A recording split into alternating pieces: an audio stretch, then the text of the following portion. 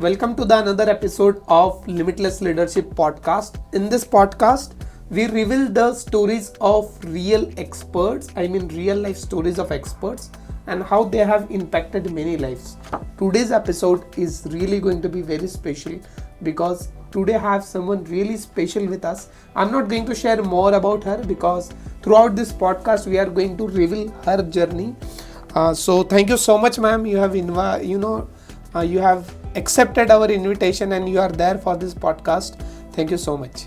Thank you so much, Suraj ji, for having me here. It's completely my honor to be here. Amazing, superb. So we are going to talk about how you become expert and all that. Before that, you just tell me, before this thought come in your mind that you want to become a coach, who you were. Tell us a little bit about yourself. Okay, Suraj ji, it's been a long journey. So I wear a lot of hats, multiple hats. So different roles. So a daughter, I come from a Fauji background. Right. So of a daughter, then a wife married to again a Fauji, then a mother. And I have been an educator for over a decade now. Great. I've been the headmistress of the junior level of a very prestigious school. But, all throughout my journey, there were things which were happening, of course. They were moving, which supported me. But at the same time, there was something which was missing. And with every, year passing by, I felt that some element of me was getting left behind. So that is when the transition came in my life and I underwent my own transformation, and then that became my calling because that was something that I got aligned with, and I thought that if something could impact me at such a core level, and that is the same service that I would want to provide with women who are in the same space as me. So Amazing. So we are going to go even deep, on this topic, and my next question to you is related to this only. That was there any turning point you remember from where you started thinking that whatever I have suffered, let me just help that there may be many women suffering through the same issues. So was there any moment of where you feel that was a turning point for you? So, Suraj ji, I wouldn't put one particular moment or one particular event as my turning point. It has happened gradually. Okay. So, like I said that with being, in the forge, we have to move every 2 or 3 years. Right. So that meant, me being stuck in a reset loop. So it was like snakes and ladders for me. So I was always, with the reset button, I was coming down the snake. It was being bitten by the snake and coming down and then starting again. So every time I had to build from being a teacher to a coordinator, reaching up to the high level, and then again, to zero. Back. So eventually that self-worth, started going down, and I started questioning my abilities and, my worth. And I had a huge tragedy in my life. So that actually, became the foundation of my actual transformation because that put me in a complete setback.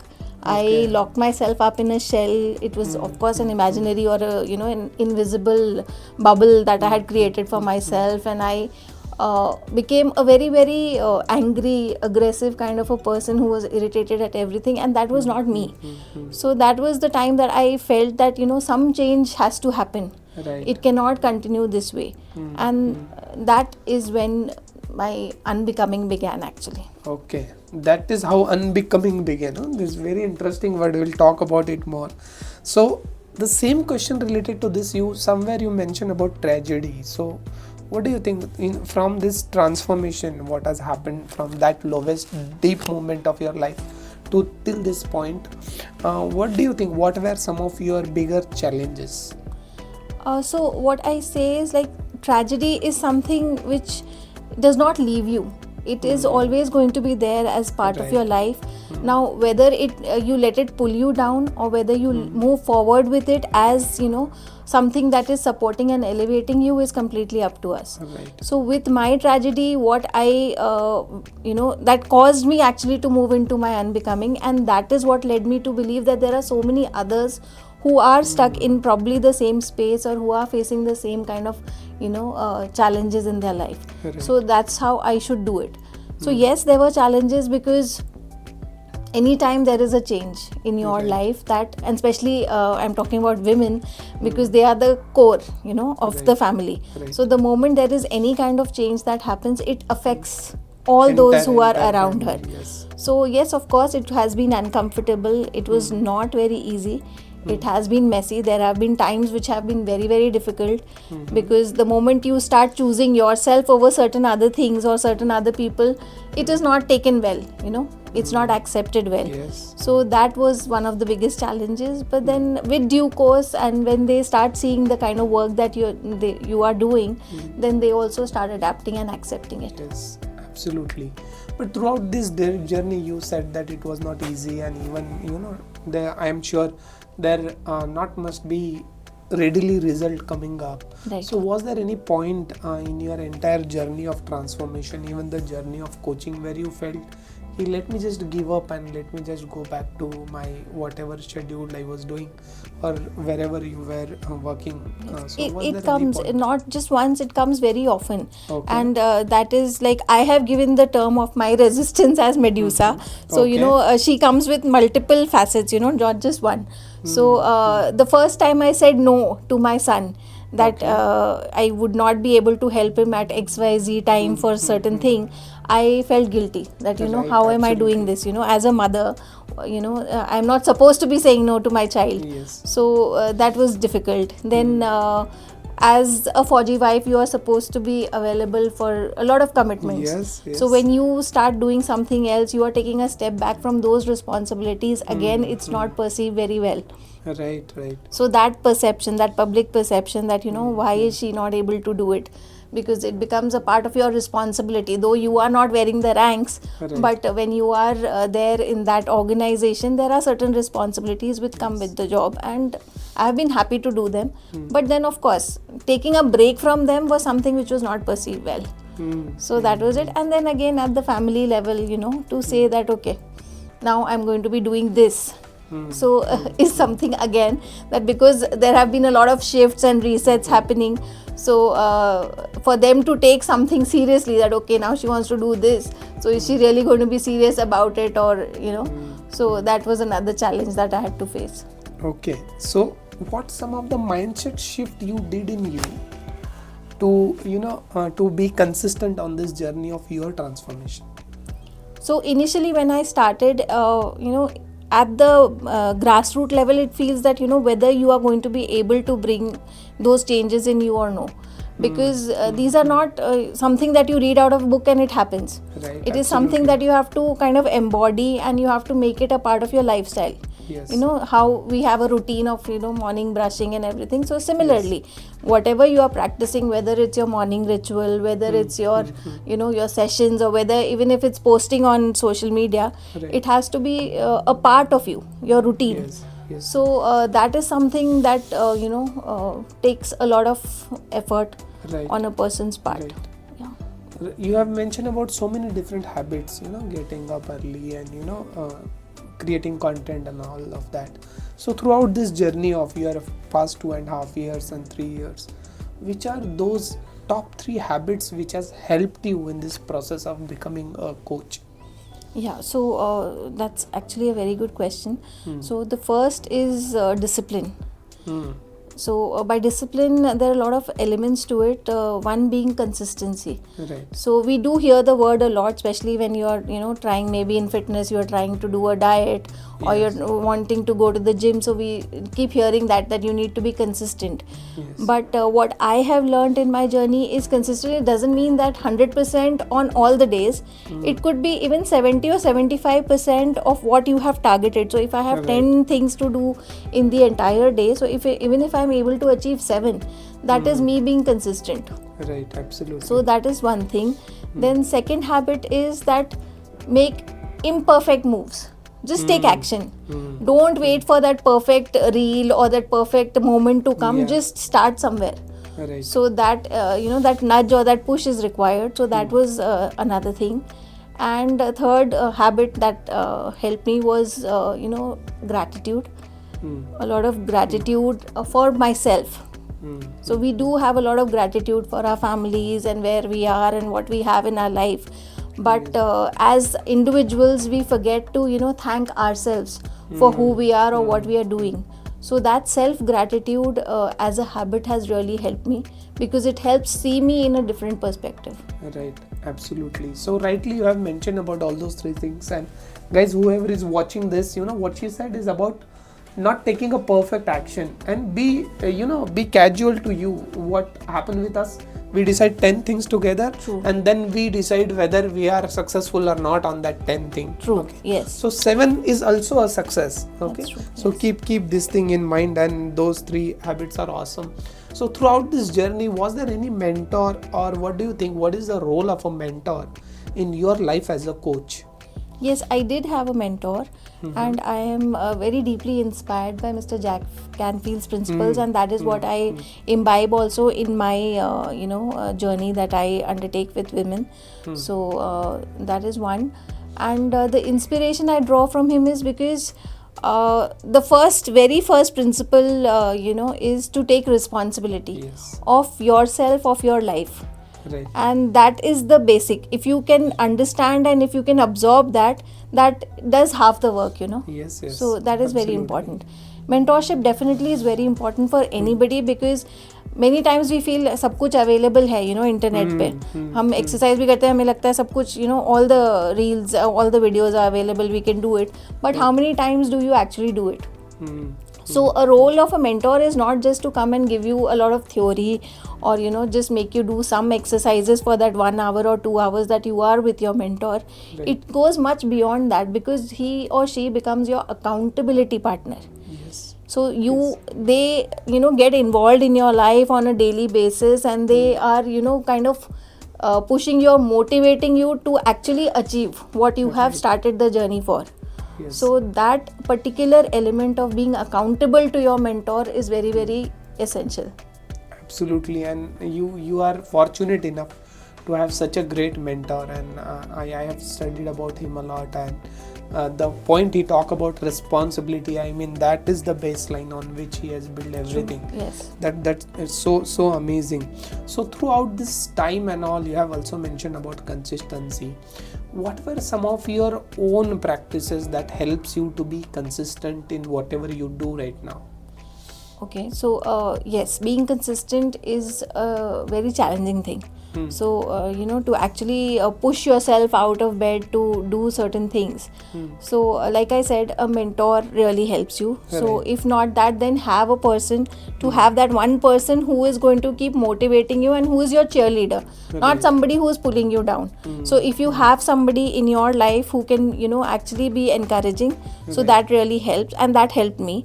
So if I set a task with my my cheerleader, I would say, not an accountability partner, because then it was not that formal. Right. So if I had set a task that I am going to do this for this entire week, I did that because I knew that I was answerable, to or I answer was someone. accountable to that person. Amazing. So that helped me maintain that consistency. Then I followed a lot of these challenges which are there. So for example, there's this amazing exercise, if anybody can follow. It is for 21 days. Any Okay. habit takes 21 days to develop. Right. So it's called the no blaming, no complaining exercise. No blaming exercise. Yeah, which is Amazing. very Okay. difficult. Yeah, It's of not an course. easy thing to do. So consciously you have to make that effort, that whatever you are speaking should not have any element of complaint or blame in that. Okay. Right? So it automatically changes your entire thinking, your entire mindset, and you automatically become a very positive person. Right. So Right. that Amazing. was a way of keeping consistent. And third is, of course, keep your tasks very simple. Let's not plan a whole big thing that I have to do a marathon today. No. Right. I start with small practices, maybe a 5-minute or a 10-minute run. So that helped me to remain consistent. And then once I followed that routine, then I said, okay, I'm able to do this, let me try something more. So that's how I pushed myself. Amazing, guys. 2-3 things I personally like a lot. Okay, no blame game. Okay, if you just can do that activity, and again what she said is about is consistency, is that she keeps on going, keeps on pushing, and the role of a cheerleader, that is something which is really crucial. Awesome. One failure that becomes a stepping stone for you, and you have overcome it. So what is that one failure you feel in your life or in your coaching journey that has helped you? Surajji, in my journey, I have kind of removed that word failure. Okay. So amazing. so I don't take anything as a failure now.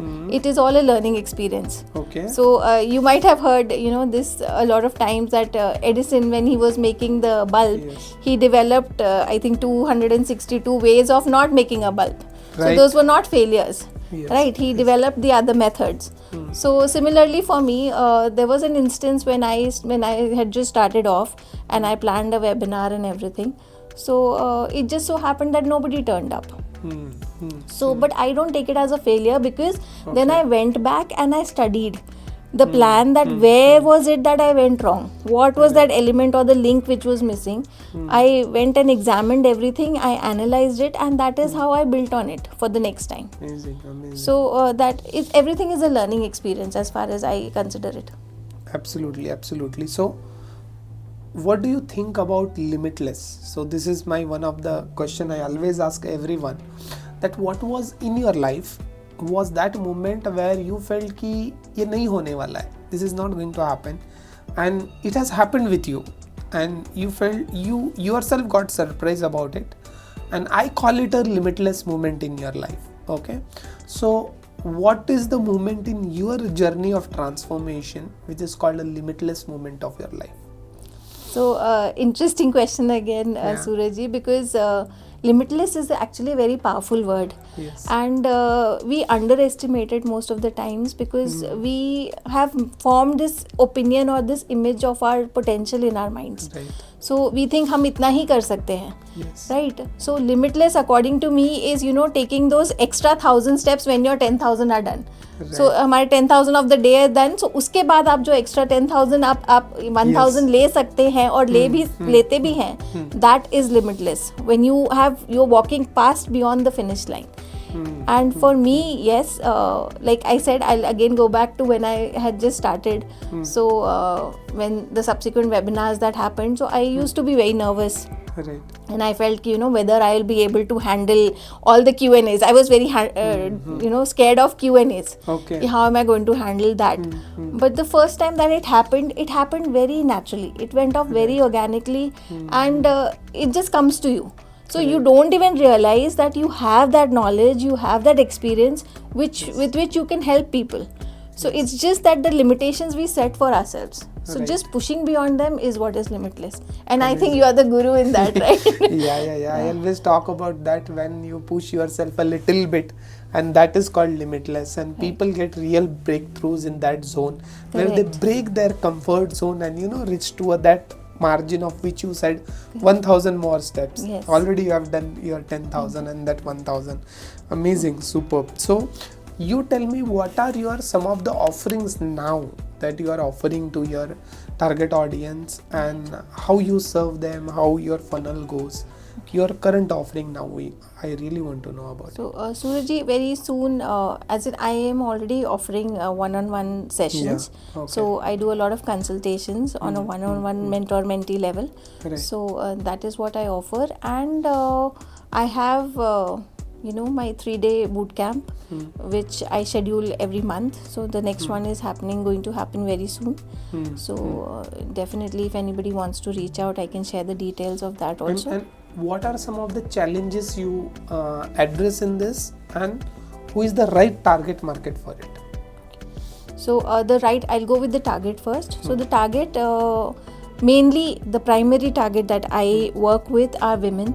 Okay. And they are homemakers. Okay. Homemakers who are capable, who have the skills, but they are stuck because they've been stuck in their families for long. Right, over the years, being a mother, being a good daughter-in-law, so they have left everything behind and they have been stuck in these particular roles. So those are the women that I work with to help them unbecome all these limitations and resistances, and to help them start a life which they can lead themselves, in the sense that if they want to start something of their own, if they want to kind of become a homepreneur, so that is something that I help them with. So you basically, for my understanding, you help them to become what they truly are, and not all those perceived identity which they have Yes. taken from being a mother, being a True. daughter of Yes. So that's what my tagline also says, that I'm bringing the real you home. You home. Yes. Amazing. Superb. So you tell me now, if someone wants to get in touch with you, what are some of the ways they can get in touch with you? Insta, I'm always available on Insta. Okay. So my handle is @the Unbecoming Mentor. And I have a Facebook page also on the same name, The Unbecoming Mentor. Okay. So anybody could reach out to me there. I have my website, which is again www.theunbecomingmentor.com.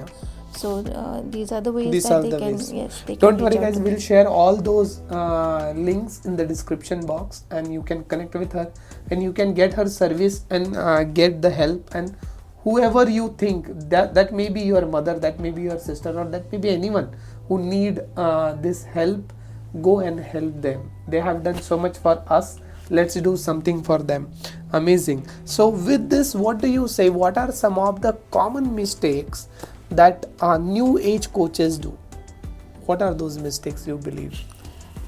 New age coaches, I think the first mistake that most of us do is that we think that everything can be done by yourself. So you hesitate, or you feel that it's way beyond you to ask for help from anybody. Right. So that is the first lesson to be taken, that you need to reach out to people. There are experts of different zones. They have all gone through different transitions in their life, and they have connected with what aligns with them. So there's no harm and no shame in asking for help from anybody. So don't try and do everything on your own. And second is, start small. Don't have very big, like I said, even to remain consistent, you should always take very, very small steps. Right. One step at a time, and you will reach the top of the ladder, right? You cannot just jump to the top. It will not be very fruitful and beneficial also. So take small steps, plan small things, start there. And third is, don't give up. Don't give up. So Amazing. many of us, we feel, एक webinar में कोई नहीं आया है, आज मुझे कुछ payment नहीं मिला है, मैं कब तक फ्री करते रहूँ, So all those things, I'm not getting followers on Insta. So we tend to take a step back. Okay, let me take a break. So don't do that. Just keep going, and you are definitely going to make it. Amazing. So you have just to remind me, you have talked about not giving up. You have talked about taking smaller steps, and then you are talking about getting help from others. Okay, and these three things are going to help every coaches, and that has helped you as well.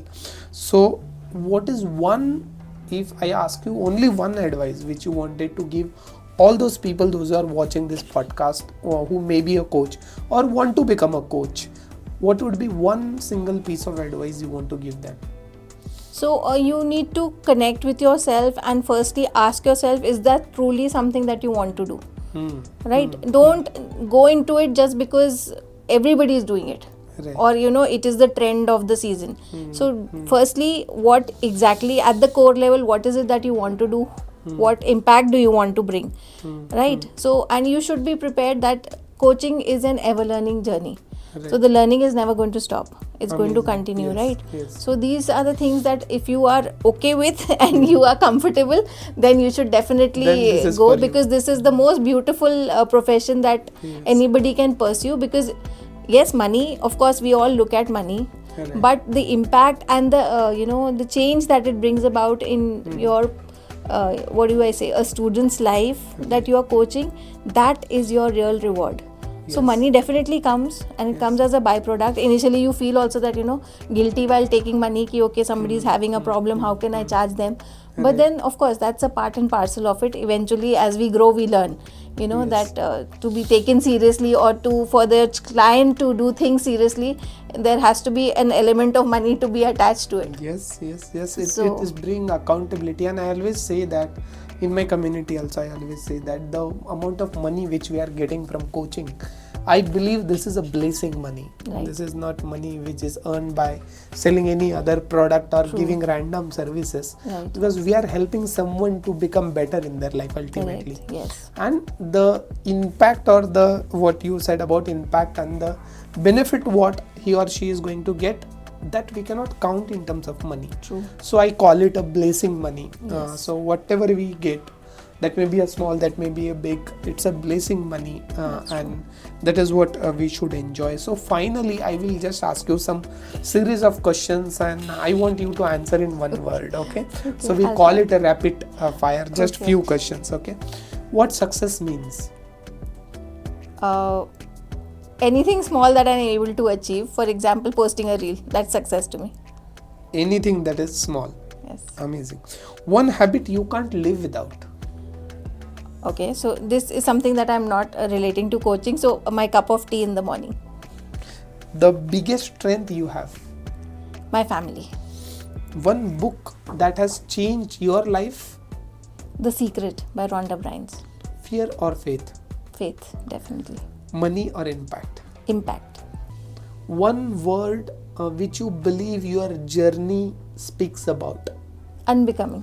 Unbecoming. Amazing. Superb. So guys, this was a in-depth and amazing podcast where I got to learn many things, and I'm sure if till this point you are listening to this podcast, do a like and share this podcast, and there are links below available.